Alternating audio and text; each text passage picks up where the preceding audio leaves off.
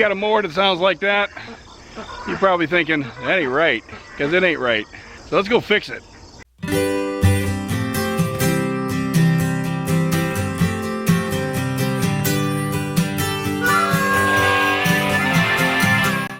This is John. I'm back again in my happy place in the shop.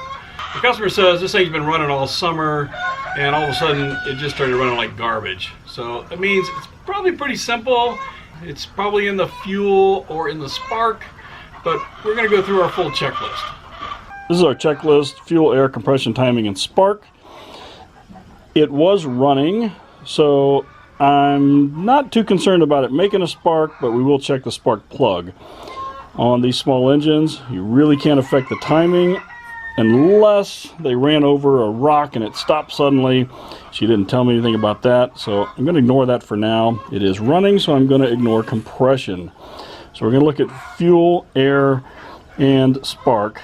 And again, I know it's making a spark. Let's just start by looking at the spark plug. She says she bought a new one, but sometimes when you buy a new one, the gap is wrong. What do you know? There's part of your problem right there. You see that gap? It's been crushed. Even though it's a new spark plug, it probably got damaged in shipping, and the customer didn't check it, just threw it in, and we've got to reset that. I'm just checking this with a feeler gauge. This is a 4 thousandths, and that's what the gap is. This barely squeezes in there. This ought to be 30 thousandths. So way under gapped, and that is going to give you a lot of performance issues. Check these things before you put them in when you buy them brand new. I'm just going to use a little screwdriver, bend this up enough where I can get my gap tool in there. Then I'll bend it enough to get this gap properly. A little too much, bang it down. There we are at 30. I will clean this up, check the gap one more time, throw it back in. Now I might be tempted to say, hey, I found a problem, put it all back together, it's going to be good. But I haven't finished the checklist. I still got to check fuel and air. And she said it was running poorly before the spark plug. So let's go check the fuel delivery system, which is the carburetor. And as we get to the carburetor, we'll be able to inspect the air filter, which will tell us whether or not the air is getting to the carburetor. Mini mowers are built the same way. This is your air filter cover. Comes off with a 3/8 inch driver or just a flat screwdriver. Here's the air filter. It's not great, but I can blow that out. This part may seem intimidating. Don't let it be. This is a cover for your carburetor. A couple more 3/8 inch bolts. There's one up here in the corner. And this cover comes off. There's a rubber tube in the back. It connects to right here. A little dirty, blow that out. This is what I want to get to. This is the bowl of the carburetor. And what I'm thinking is, because there is no filter, that some little specks got in here and it clogged up the jets. So we just need to get in there and clean that out.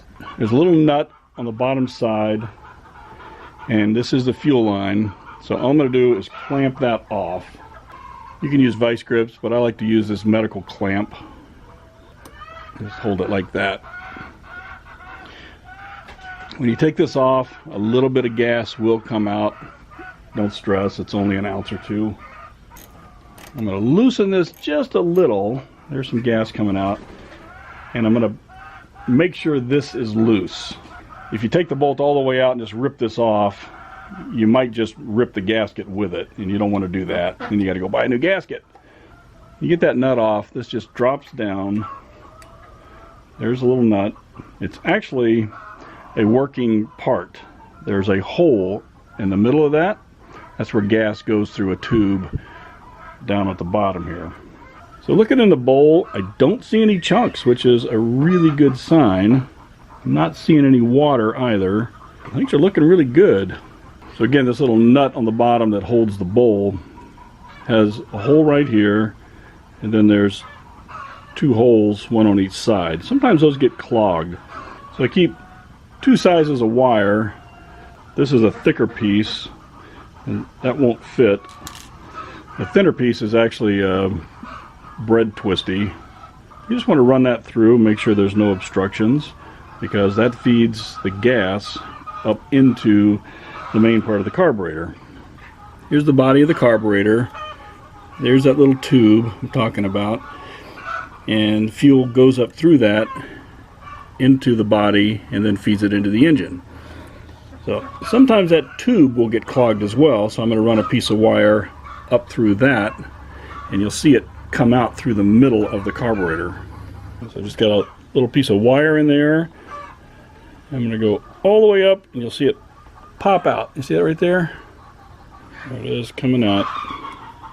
So I just want to make sure there's no obstructions there. Now we'll just put it all back together. Blew out the air filter. That looks much nicer. Put the cover back on. Alright, so we've finished the checklist. We've looked at the fuel. I am confident that fuel is getting up into the carburetor. There's fuel in the tank. And we checked the air filter, blew it out. So I'm confident air is getting in there. This really is a first pull. Prime it. And pull it.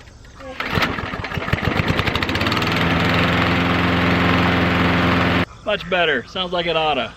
So, not having the full history on this, and she said it was running bad before, but it really sounds to me like the culprit was a bad spark plug.